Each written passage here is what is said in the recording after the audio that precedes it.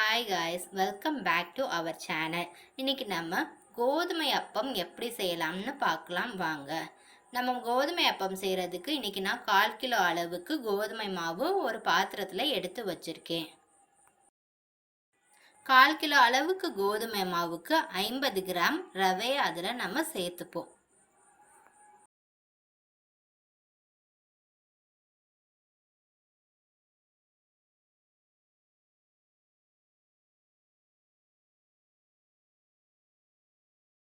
இப்போ நம்ம ஏலக்காயை எடுத்துப்போம். இன்னைக்கு நான் 4 ஏலக்காயை எடுத்து நல்லா பொடி பொடியாக செஞ்சு அதில் நம்ம சேர்த்துப்போம்.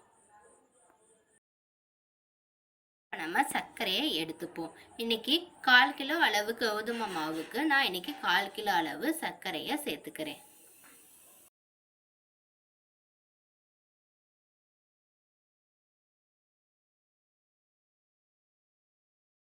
இப்போ நம்ம தேவையான அளவுக்கு தண்ணியை சேர்த்துப்போம். ரொம்ப தண்ணியை சேர்க்க வேண்டாம், ஏன்னா நம்ம சர்க்கரையை சேர்த்துருக்கோம். சர்க்கரை உருக கொஞ்சம் நேரம் ஆகும். அதனால கொஞ்சம் கொஞ்சமாக தண்ணியை ஊற்றி நல்லா கட்டி இல்லாமல் மாவை நல்லா பிசைஞ்சு எடுத்துக்கலாம்.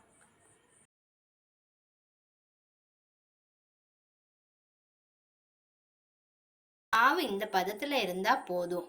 ரொம்ப தண்ணியாக இருந்தால் நல்லா இருக்காது. கொஞ்சம் கட்டியாக இருந்தால் தான் அப்பத்துக்கு நம்ம சூப்பராக வரும். இப்போ நம்ம கலந்து வச்சுருந்த மாவை ஒரு 1/4 மணி நேரம் மட்டும் ஊற வைப்போம். ரொம்ப நேரம் ஊற வைக்க வேண்டாம். இப்போ மாவு நல்லா ஊறிடுச்சு. சர்க்கரை, கோதுமை, ரவை 3ம் சேர்ந்து இப்போ நல்லா ஊறி மாவு அப்பத்துக்கு ரெடியாக இருக்குது.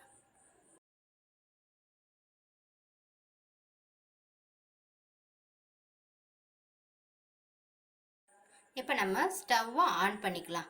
ஆன் பண்ணிவிட்டு ஒரு பேனை வச்சுக்கலாம். பேன் நல்லா சூடானதுக்கப்புறம் நம்ம அதில் எண்ணெயை சேர்த்துக்கலாம்.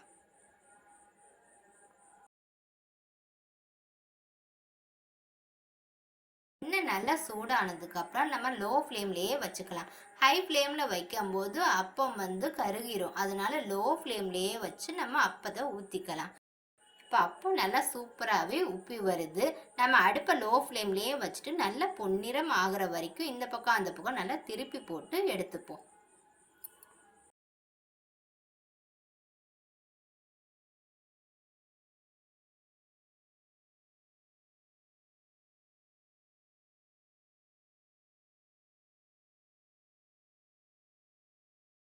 இப்போ நம்ம கலந்து வச்சுருந்த எல்லா மாவுலையும் நம்ம அப்பத்தை சுட்டு எடுத்துப்போம்.